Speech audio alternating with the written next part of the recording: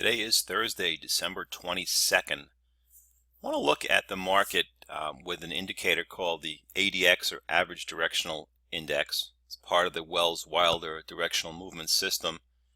And this is something that John Murphy pointed out in one of his periodic notes, that the Dow was very stretched in terms of the ADX. And I wanted to go back in time and see if that led to anything of importance. So here we have the Dow. There's the 20,000 level, just for reference. And this is a trend channel that's been in effect since 2009. Just for reference, so we know where the Dow is, you can see this very strong post-election rally. And indeed, the ADX is up here at 57 and change, which is pretty high. The last time it's been there was years and years ago. I also, just for kicks, put an arbitrary level of 50 right here. It's a round number. I know I'm not a big proponent of round numbers, but just like RSI at 70 or 80, it's just something that is a very high number. So we'll just use it for reference. So if we scroll back in time, you can see that even these peaks here, and I have to fix that, even these peaks here are not quite that high. And there's that 50 line coming back into view. And the last time that the ADX was at 50 was over here, and this is during the financial crisis decline. This is 2008. And you could see that even to the downside, very strong trend, got to this 50 level, and it was an indication that maybe a bounce is about to happen, some counter trend move. All right, that's just one example. Let's keep going back in time. You can see the ADX didn't hit that 50. And here we are, late 2003, just ahead of the 2004 malaise. You can see that not only did it break 50, but it went up and touched the 57 and change level that we have today. And again, you have this big rally, and it just ran into trouble here.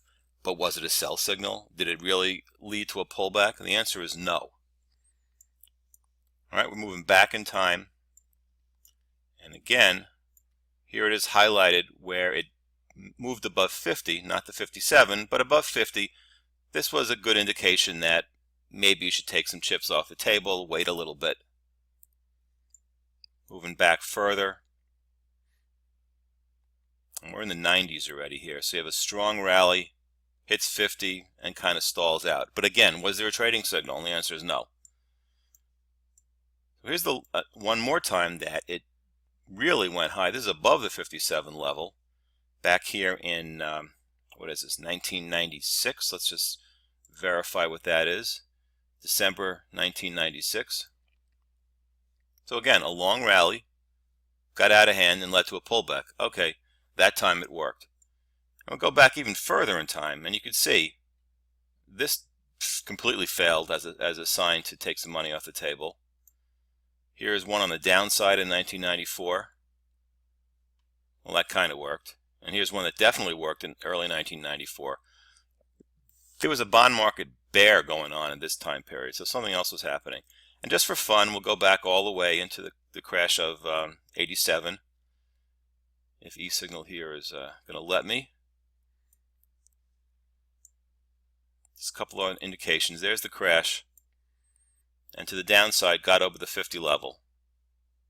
Okay, so that kind of worked. Here's one that failed miserably on the way up. And again, so it's a very mixed track record for using the ADX as saying, well, the market's extended. Well, okay, it is extended, but does that mean it's going to reverse? It's going to pause? It's going to keep going?